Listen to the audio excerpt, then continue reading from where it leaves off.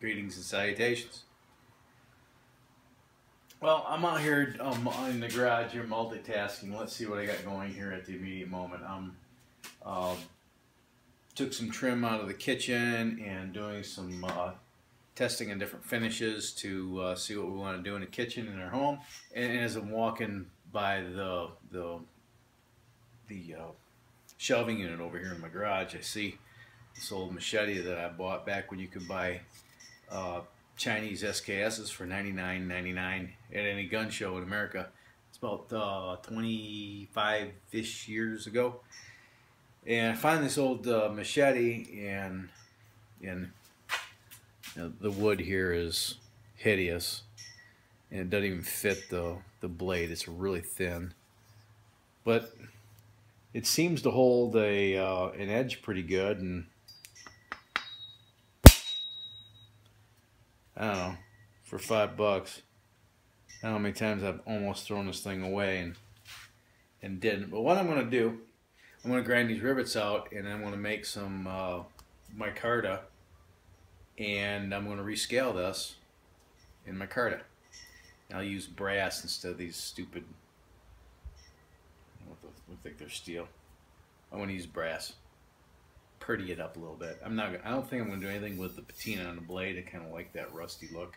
And then I'll probably work on the edge a little bit more and try to get it really, really sharp, and I'm going to build a Kydex sheath for it.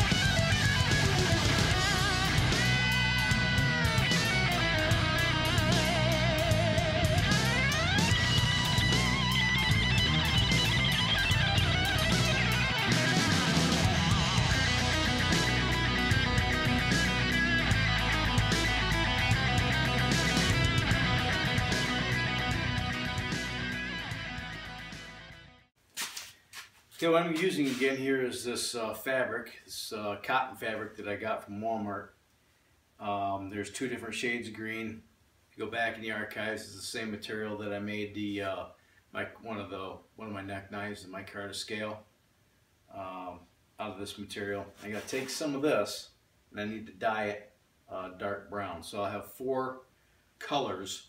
Cut these into little pieces. So I have 4 piles of equal quantity of this material, and then I'll mix up some resin and get these all saturated and get them in a Ziploc bag. And once that form is dry, I won't do it, actually make the micarta until that form is dry, but put it all in a Ziploc bag after it's been saturated, and I'll put it in that form, press it, and hopefully I'll have about a 10-inch long, half-inch thick micarta scale that I can cut up and use for the handle on that machete.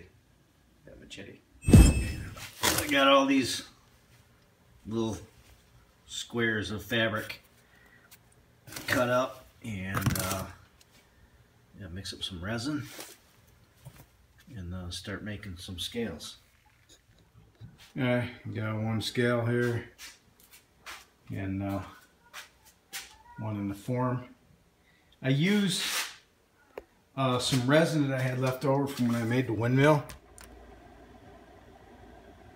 I don't know if you can see the smoke coming out of that. Yeah, that's really hot. So I'll set that out there just in case it decides to spontaneously combust. Okay, next day let's open this up, see what it looks like.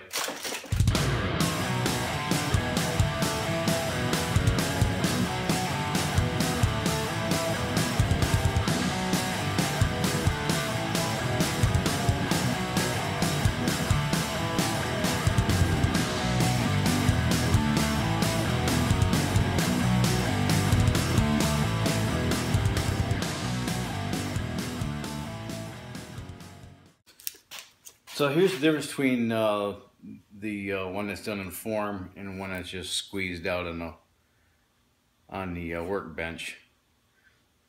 This one has a lot more resin exposed around the edges, or was contained in the bag, whereas the one that was done in the form is kind of, you know, all the resin, excess resin has been squeezed out.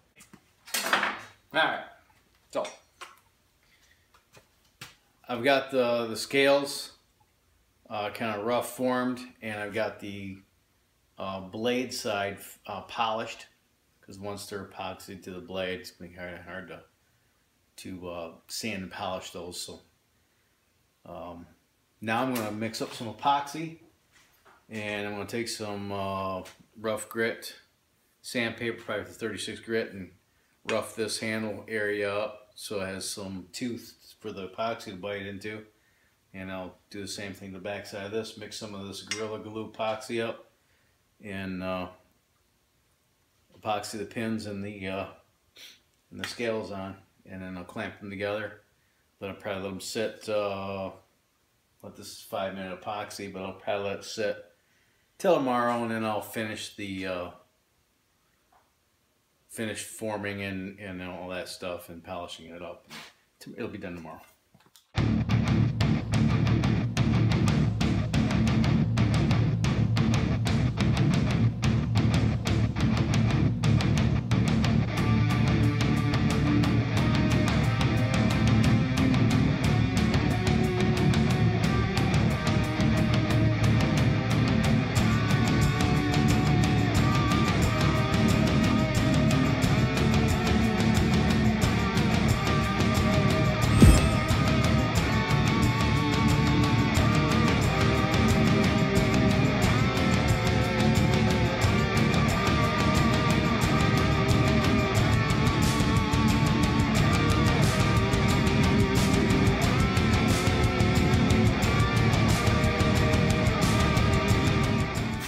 We'll let that dry for a while.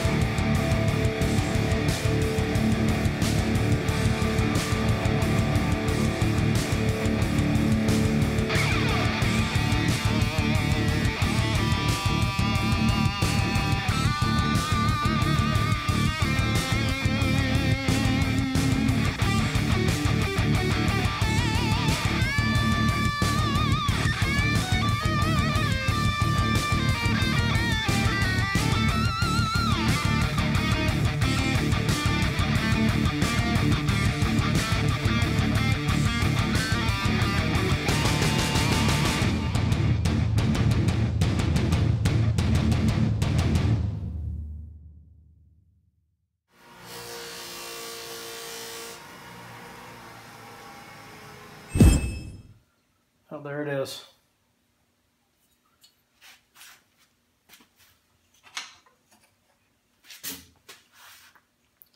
That's what it started out as.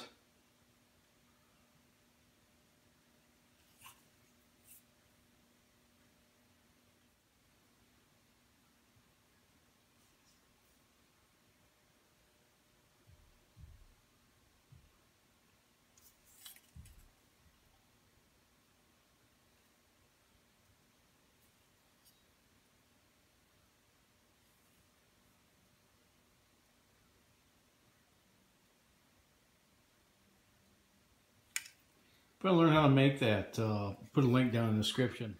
Walter Sorrell's website. He's a knife maker. And that's where I learned how to do that. It's not that hard. What do you think?